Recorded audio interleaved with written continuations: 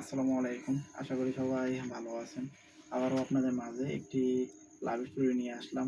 আজকের লাভ স্টোরিটা হলো শপিং মলে গিয়ে প্রেম। তো আপনারা তো বুঝতেই পারছেন আজকে লাভ স্টোরিটা কি পরিমাণ সুন্দর হতে চলতেছে। তো এখন যেহেতু শীতকাল, তো তার জন্য শপিং মলে চলে যাই একটু আগেই ফুলাতা কিছু টি-শার্ট নেওয়ার জন্য।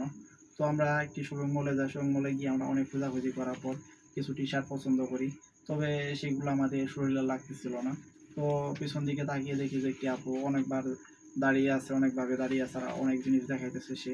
তো তাকে বিষয়টা বলি যে আমাদের এই জিনিসটা লাগবে না, তো একটু বড় সাইজ লাগবে। তো সে বুঝতে পারে, বুঝতে পারার পর এক চান্সে সে আমাদের সোয়েটারটা বের করে দেয়। তো এটি নিয়ে আমরা চলে আসবো। সেই সময় বলে যে আমরা নাকি জিতেছি আর আমাদের পছন্দ নাকি অনেক সুন্দর। তো এইগুলা নিয়ে সে তার সাথে অনেকক্ষণ মজা করি। আর মজা করতে করতে তাকে বলি যে আপনার ফোন নাম্বারটা দেন। তো যদি এরপরে কোনোদিন এদিকে আসি তো আপনার সাথে কথা বলবো। তো তার ফোন নাম্বারটা নেই, ফোন নাম্বার নিয়ে তার সাথে মাঝে কথা বলতাম। তো এই কথা বলাটাতে এত তাড়াতাড়ি যে এরকমভাবে হয়ে যাবে এটা ভাবতেও পারি নাই। তো কিছুদিন যাওয়ার পরে আমি আবার কিছু কেনাকাটা করার জন্য এক ফ্রেন্ডের সাথে সেই শপিং মলে যাই। তো ওই দিন বাড়ি থেকেই আমি ইচ্ছা করেই গেছিলাম যে আজকে যে করে হোক তাকে আমি আমার মনের কথা খুলে বলবো আর আজকে প্রপোজ করবো। তো যেমন বাবা তেমন কাজ, তো তাকে সরাসরি আমি প্রপোজ করি। আর সে সবার সামনে বলে যে হ্যাঁ আমি তোমাকে অনেক ভালোবাসি।